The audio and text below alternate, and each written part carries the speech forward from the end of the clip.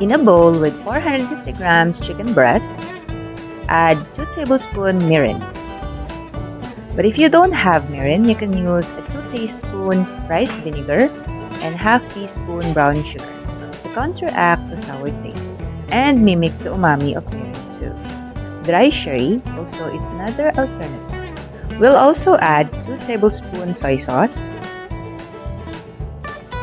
1/4 teaspoon cayenne pepper, and 1 teaspoon garlic powder. We will mix well to coat the chicken. If time permits, we will allow the chicken to marinate for at least 1 hour. Then in a pan, put 1/4 cup of vegetable oil. We'll pan-sear the marinated chicken. We'll pan-sear the marinated chicken 6 to 7 minutes each side or until golden brown or cooked through.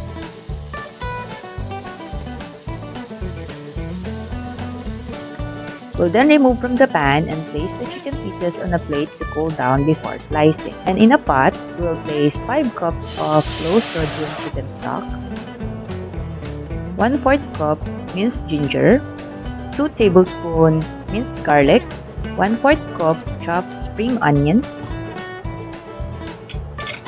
1.5 tablespoon chili flakes, 1/4 cup soy sauce, and 1/4 cup mirin.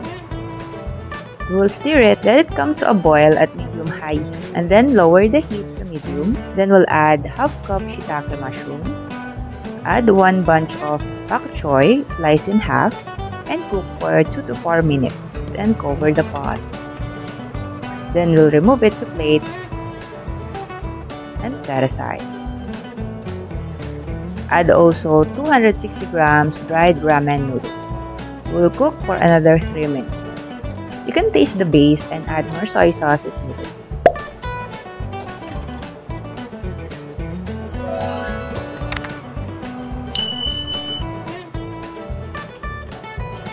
Then we'll drain the noodles to a bowl. After that, we'll transfer the broth base to a bowl. We'll put back the ramen noodles and the mushrooms. We'll top it with bok choy, sliced radishes, sliced seared chicken,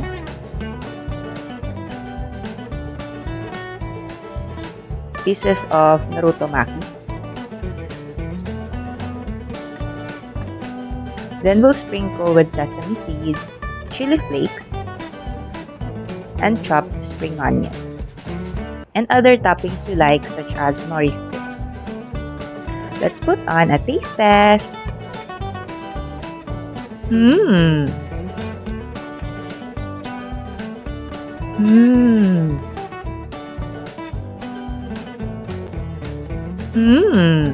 Oh my goodness, so good.